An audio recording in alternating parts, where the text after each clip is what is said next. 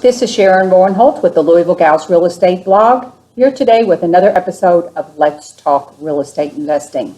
I'm happy to have my friend Seth Williams of RE Tipster on the show today to talk about escaping the 9 to 5. How you go from being a full-time employee to a full-time entrepreneur. So stay tuned.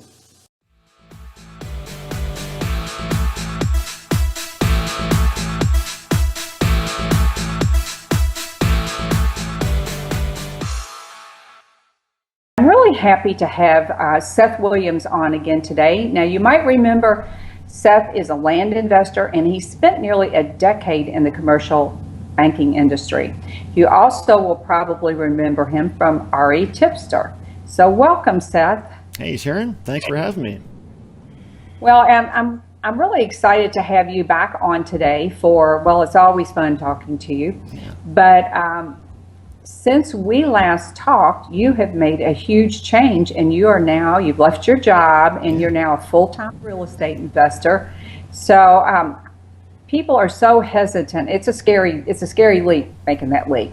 So I'm really anxious to talk about that today. But let's go back just a little bit and talk about when you were getting started and about how all of that was. Let's just do a little backstory here. Yeah, sure. Well, I always sort of knew that at some point I was going to have to quit my job. I didn't want to live my whole life just doing the 9 to 5. It just didn't seem like the right fit for me. It seemed like there had to be something more to life. And so it was just kind of a matter of time before I would pull the trigger and do that. But it was kind of surprising. For a lot of years, it was kind of this far off dream, but I didn't really let myself think seriously about it. It was almost kind of like, that's too good. That's probably not really going to happen. And it kind of took it took some work to allow the dream to become a realistic, okay, this can happen, this is going to happen, which kind of surprised me. I always thought that, when it was even a remote possibility, I was going to do it immediately. But it took a while to build up that confidence. And it was about almost a year ago now, I sat down and was talking with some of my self-employed friends and just started asking them, how did you know you were ready? How did you know it was time and you could do this? And I found out that a lot of them, they actually quit before they were ready. My whole goal was to make sure that, I could totally replace my income and have tons of money in the bank and be ready to go. And I was really getting to that point. But these other people I was talking to who were doing really well, they quit long before that point. They just kind of had the confidence and knew they could make it work. And the thing was, soon after they quit, it didn't take them long for them to skyrocket their income because of the fact that they could spend all their time on it. Whereas I was just trying to cobble together spare hours and try to make it work just in my spare time. And I got to thinking, man, if I had that kind of time, I could probably do really well too. So, but anyway, it was working my businesses and my job at the same time. I had this double income thing going, and I wasn't spending anything from my business. I was just completely relying on my job. So, it got to the point where I was sort of stockpiling cash, for lack of a better word, and I just didn't really know. It was kind of accumulating faster than I could find a place to put it, and I realized, okay, I really don't think I need this job that much longer. And that was kind of when we started putting the plan in place. So, yeah. Well, it's scary. It's a big leap, and you've got a small child, and let's face it, it's just scary. Yeah. Because you go down the what if it doesn't work path. Yeah, absolutely. What if this happens, or what if that happens? So you started. What year did you start land investing? Started land investing. It was near the end of 2008, beginning of 2009. That was kind of when I really jumped into it. And yeah, I initially, my first couple of years in the business, I had spent a lot of time just buying and selling every property in sight, everything I could get my hands on. And it worked, but what I found was that it was a lot of busy work for deals that made a little bit of money, but not huge dollar amounts.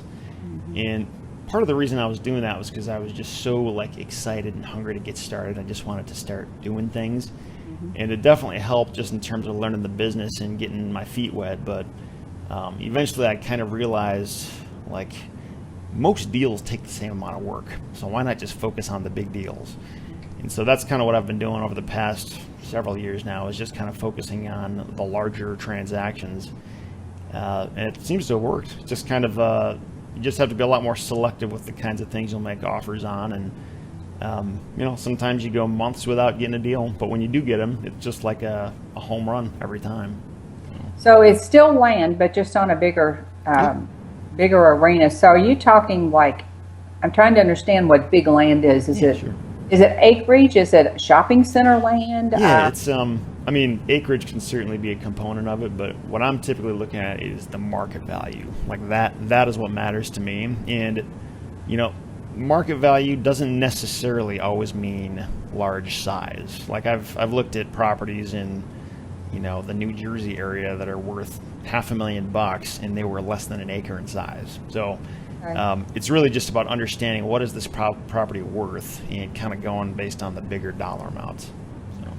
Yeah, and I know you can get your values. It's always been a little perplexing to me though. How do you know? Like, do you look at the properties around the area? That's how you know. Is kind of like comps, but not. But so if you've got expensive builds nearby, then you would know that land would likely be a candidate. Yeah, that's a great question. Valuing land is, I've always thought it's a very tricky thing, because a lot of times land is different than houses, because with houses most of the time the comparable data is going to be there and you can just base it on bedrooms and bathrooms and square footage and all that. And there's so many houses always being bought and sold, it's just not that hard to get a good idea for what you're looking at. But with land, that comparable data usually is not there. And if it is there, it's like just much less information to work with. And it can be a very complicated thing to figure out. But typically what I'm looking at is, what are similar size properties in the near vicinity not only sold for, but what are they currently listed for? And in terms of what the ones that are listed for, it's a matter of just thinking to yourself, okay, if I buy this property and I own it today, how can I make my listing look better than all of these other properties? Like, how can I price it better? How can I offer better terms? Can I get better pictures? How can I just make my listing look like a no-brainer compared to everything else in the market? And it's not always a black and white answer, but most of the time, if you're buying a vacant parcel of land for 10% of market value, it gives you just a lot of wiggle room in terms of what you can price it for and what you can do to make it look better than your competition. So do you have your license? Nope, I don't. Okay, I did. That's what I thought. So that was the business for your basis, and we talked about how really scary it was to leave your job. But what was your moment of decision? What was your defining moment, if there was one, or where you actually made a decision to do it? Yeah, it's a great question. When I was talking earlier about when I sat down and talked with some of my self-employed friends, I think it was shortly after that when I was also listening to a separate podcast where they were talking about what it takes to quit your job and how you know you're ready. And they were mentioning how what they did was they set a date and said, that is my deadline. Like, no matter what happens, I'm done with my job by that date. And that was essentially what I did. I said my date's going to be December 31, 2015. And whatever happens, I'm quitting. Mm-hmm. And that gave me about 6 months to work with. And, I got to say, there's something really, really powerful about that. It, rather than just sort of allowing myself to think, someday it'll happen. Who knows when, but someday I'm sure it'll work out. It just really kind of called me to the carpet and said, okay, this is for real and this is happening, so figure it out. And so really that was my date. And to be honest, I actually ended up quitting like a month later, so I didn't totally meet the deadline. But if I hadn't made that deadline in the first place, I'd probably still be working my job today. Well, it's kind of like you gave your notice to yourself. Yeah, exactly. I agree with that. And knowing that date was coming, I was able to get my wife on board. She was actually, it was kind of a big like green light to me because she's a CPA by trade and very, very cautious and frugal with money. And, she's not all about, let's just throw caution to the wind and start doing stuff. It's like, no, she has to really be convinced. And she was. And she was, rooting for me to do that. And that was a big deal to me where I was like, okay, there's something to this if she's on board. But, knowing that date was coming, I had some vacation time saved up that I hadn't used. And I was basically able to give my employer like a 2 months notice because I just knew that was going to happen, and use my remaining vacation time to kind of like effectively go part-time for the last couple of months. And that sort of like gave me a taste of what self-employment was going to be like, and gave me time to kind of get my ducks in a row and make sure that I was ready to truly pull the plug and be done. And I think for me anyway, that was helpful rather than just quitting cold turkey. That would have been a lot scarier to just be working full-time, boom, you're done. Then you're done. Yeah. Speaking of your employer, how did they take it? Yeah, they were, my employer, I got really nothing bad to say about them. They were a great company to work for. And when I told them, I think they initially thought I was going to another bank. I was going for another job. And, when they realized, he's just changing his life completely, and the fact that I gave him so much time, I think that helped a lot. And there was really no animosity at all. It was a good, clean break, and they wished me well, and I wished them well, and it was a good thing. And I'm still friends with all of them to this day, and we still talk. And I think they're doing fine without me, and I'm doing fine without them so far.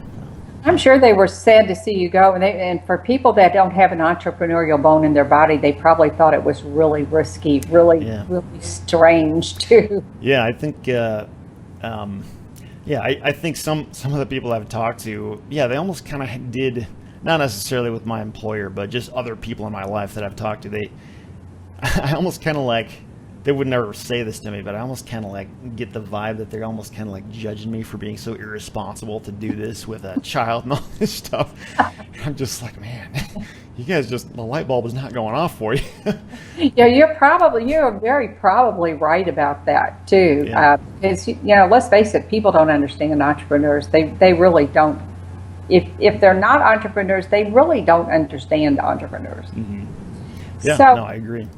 We talked a little bit about the steps you took to get ready, and I think that's important to plan it. Certainly, if you can plan financially, if you can, like you talked about, stockpiling money and putting that money away, that's important because believe me, I've talked to different people that maybe got downsized. Maybe they were investing part-time and then suddenly didn't have that income, and it was like stressful for them. Just wham bam, you have no income, and you weren't really planning on doing this full time. But so I think it's great if you can keep your job and build your business and do it part time. But then there's that day where you certainly have to make a decision. Otherwise you'll drag it on forever.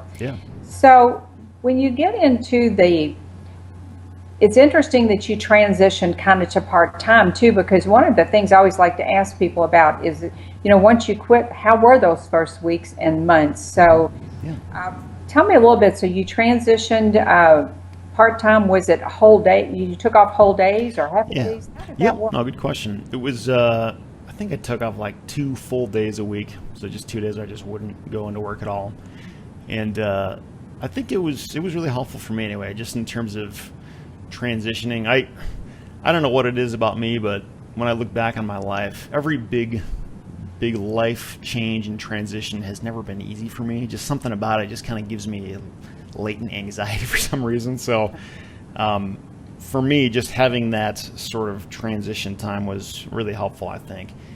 And since I've left and since I've been on my own, it's just honestly, it's been amazing. It has just been everything I hoped it would be, and it's just been awesome to kind of call the shots and decide what I'm going to do with my day and start when I want and stop when I want. And if there's been a couple times when I just kind of wanted to hang out with my family, so I just didn't work for a couple days and I didn't have to tell anybody about it. And I just can't tell you how amazing it is to be able to make those decisions for myself and not have to ask permission for somebody to let me do that. And I don't know, it's been a wonderful, wonderful thing, and I hope everybody gets to experience it at some point. But for most of us, I think it's not going to happen without making some tough decisions and working really hard at it for a long time. And that's I don't know, it's funny. So, some people, like when they see what I'm able to do now, like me and my wife are both home. It's like we get to raise our child on our terms and just do all the stuff that a lot of people don't get to do. And people look at me like they're jealous or something. And the funny thing is, like, they have no idea how hard I've worked at this. Like, I have sacrificed a lot. And I mean, when most people were just wasting their time or just watching TV, it's like I was working all the time. Yeah, we were working, weren't we? Yeah, and it's I think the reason I was able to do that is because I really loved what I was doing, and that's really what makes it such a great thing now, is because, like, my business is not something that I resent every day. Like, I want to get to work. Like, I cannot wait to start working, and at the end of the day, like, I don't want to quit. Like, it's something I would do for free, and the fact that I can get paid well at it is just unbelievable. Like, I think a lot of people never get to experience that, and I'm so blessed and thankful that I get to do this. Mm-hmm. Yeah, it's a tough thing. You know, you get the joy of working. I'm like you. I can't wait to get started every day. And, you know, people are saying, stop working. Yeah. But, you know, why are you doing that? Well, it's not like it's work to me. Yeah. This is fun for me. So do you have, you know, I've always had a routine. Like, I get up and get ready like I'm leaving the house to go to work. The one exception is I'm usually in sweatpants. Yeah. So I'm all dressed except for, and all everything's ready, you know, in case if I have to run out or something, that all I have to do is like put the real pants on. Yeah. But you know, for me, I can't just like lounge around. You know, men getting ready is a little bit easier, but I go through the same routine as if I were going to an outside job. And for me, that works. Now, what works for you? Yeah, that's. I'm honestly still figuring that out. I think what you're talking about there is a great idea, and I know a lot of people who do that. It's almost kind of like it's almost sort of like a mental ritual, like you're putting on, you know, armor, we're getting ready for battle, like to go out and actually work.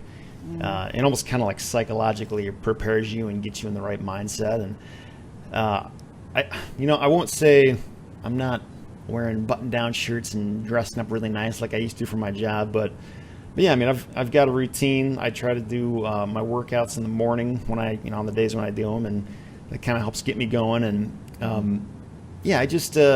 I think I still have some work to do to get that nailed down and get, you know, a routine more solidified. But yeah, I mean, I will say I don't set an alarm, and that's been really nice. Like, I just kind of wake up when my body tells me to wake up.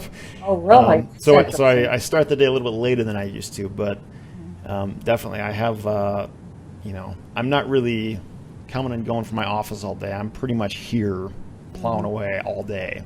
And that's, you know, again, that's because I really like it, and I don't want to just, you know, mess around and waste time. I really want to get something done. And but yeah, in terms of the routine, I think I'm still working on that. But if you have ideas, be sure to let me know, because I'm sure I can use the help.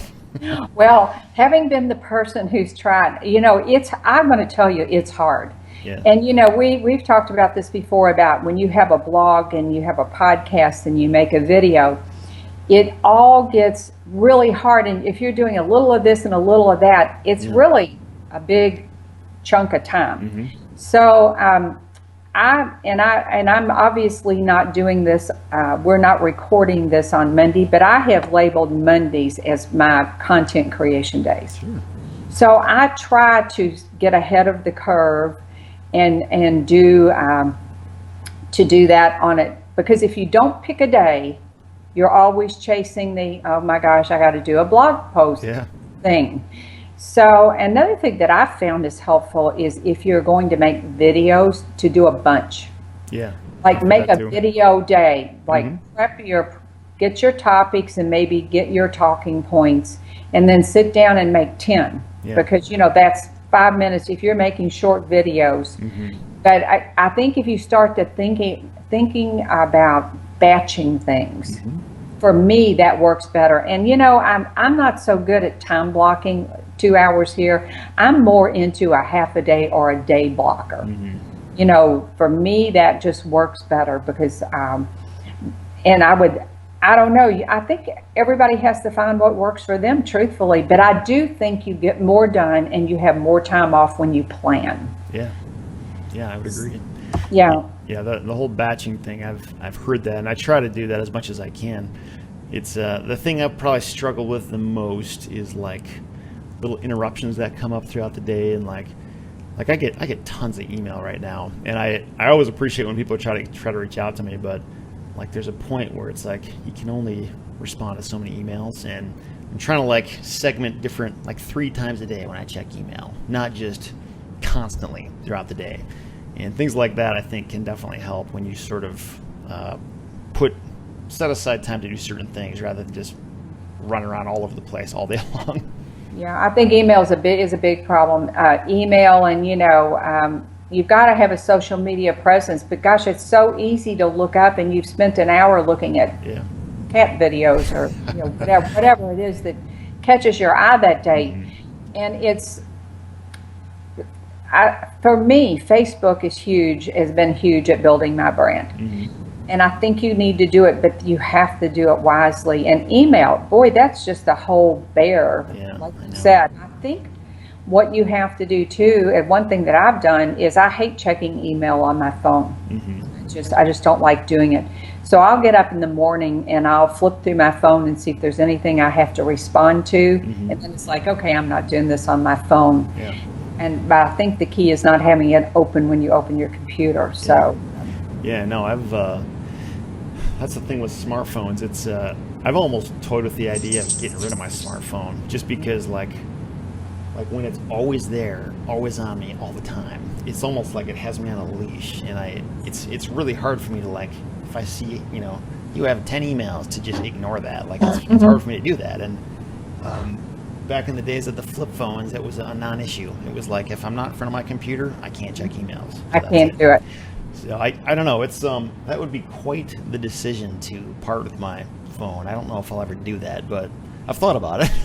Yeah, I was gonna say I'm probably. I mean, I think about it, and I think about ways, and I'm like they have those apps too that block you from getting online. I have to say I probably couldn't do that. I'm trying to more just be in charge of my time, but that I know where you're going, because it takes a huge chunk of your time, and that's time you don't have to spend with your family. You have to decide. I think email and the internet and all of that is kind of like I lump it into free time. So if I'm doing that in my free time, then I can't do this. Like you can't play with your daughter. So I think you have to think about it differently. And the one thing somebody said to me is, why do you feel the need to respond to everybody right away? Well, that's the way we are.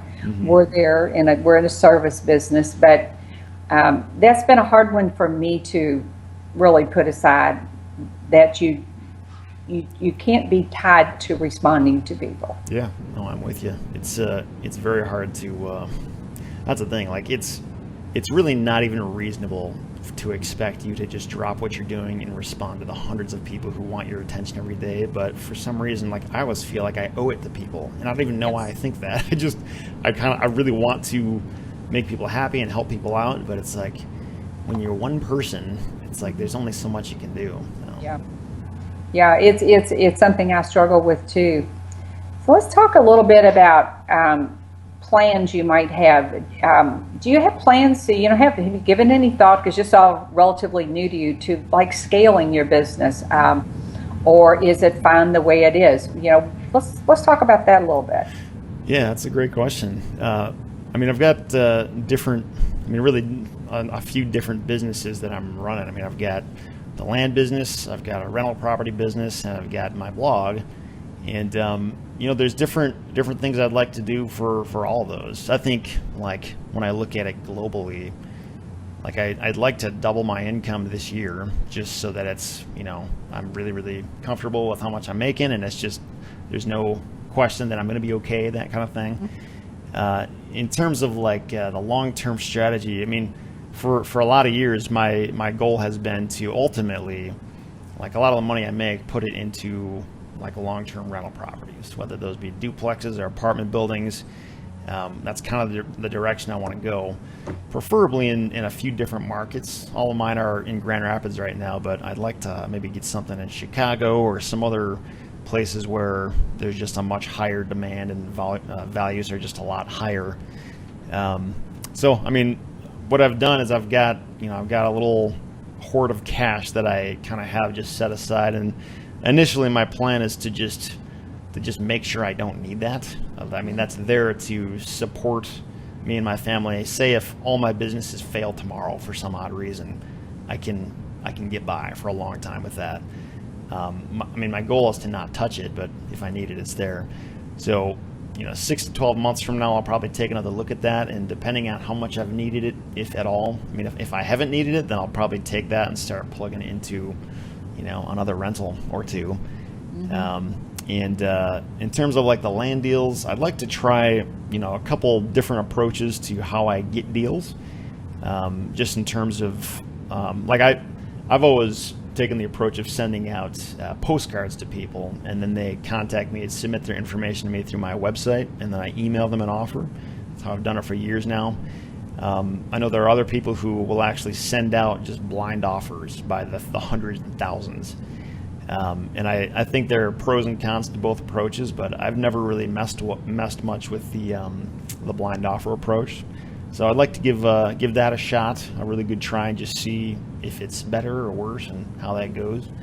And if it's better, then maybe I'll change how I do things. But and then I'm also trying to, now that I have time to actually train somebody, I'd really like to bring some kind of a VA on board to help me with something, because I feel like there's all kinds of stuff that probably shouldn't be doing. Like, it's important, but it shouldn't be consuming my time. There's probably more effective ways to do it, and I'd like to make that happen this year if I can, just because it's kind of long overdue, and I need the help. So.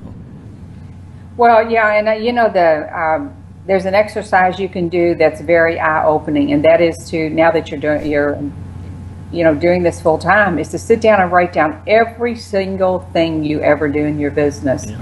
And then start to figure out. And I did that exercise a few years ago on a whiteboard. Mm-hmm. And I started underlining everything that I could conceivably outsource. Mm-hmm. And we're back to the old thing of setting a date. The very act of writing it down makes something happen. Yeah.